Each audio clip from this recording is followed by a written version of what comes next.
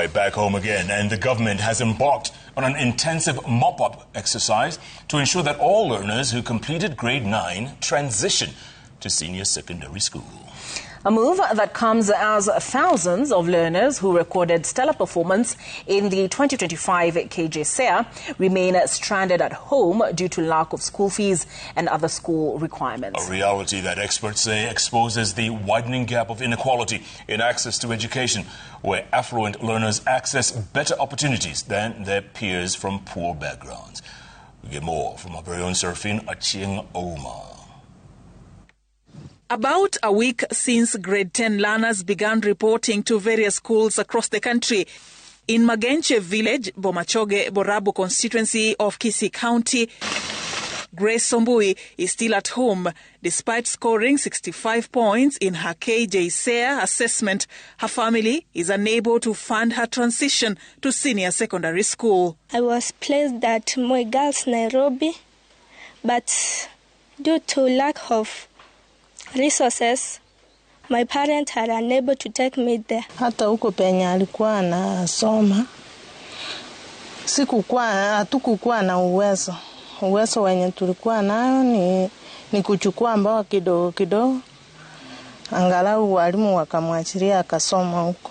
After completing her studies at Kemasare DOK Primary in Nyamira South, Sharon Mora hoped that with 64 points, she could secure her slot at Asumbi Girls High School to pursue the STEM pathway, but her joy was short-lived when her parents were forced to seek an alternative day school in the neighborhood, which does not offer STEM, and she fears that her dream of becoming a doctor may be shattered. Kuwa daktari sababu nimeona venye babangu amekuwa mgonjwa. Na sisi hatuna pesa ya kumpeleka hosi kumfanyia matibabu. Sometimes pesa inakosa ya kununulia dawa. Nataka nikiwa daktari nisaidie watu wa huku ndo niwe shujaa wa huku.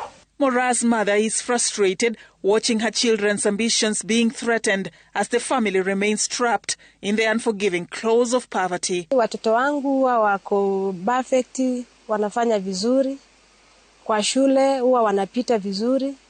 Hivi karibuni kuna kijana wangu alipita akaitwa Nyambari, lakini nikashindwa kumchukua akaenda shule nyingine day school. Huyu pia yeye amepita, sasa nimeshindwa nifanye nini? Due to the large number of learners still at home, the government announced key measures to be taken, including door-to-door tracing and household mapping to identify learners who have not reported, as well as provision of bursaries and scholarships for vulnerable learners, coordinated through county governments and NGCDF in order to minimize the financial exclusion.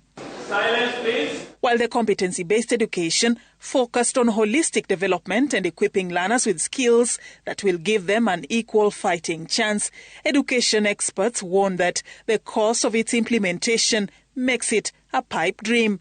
The minimum requirement that a learner in a boarding school needs is 50,000. I'm just wondering how many of the parents can afford. No wonder you're seeing we are still having almost 700,000 of these students out there. Waruku says that lack of proper planning has also left learners from poor families at the mercy of a limping education system that unfairly seals their fate in terms of future career choices.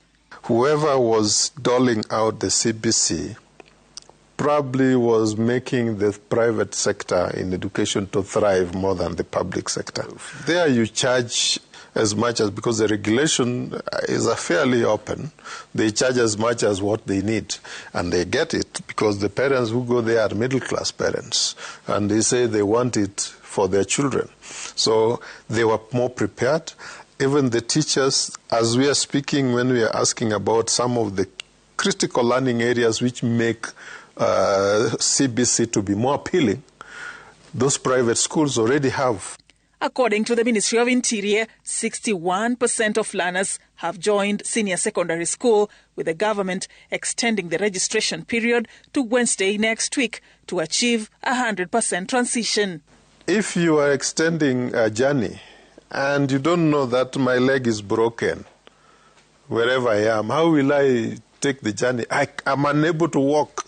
Even if you extend it by 100 years, I'm still unable to walk. Safin Achieng Oma, Citizen TV.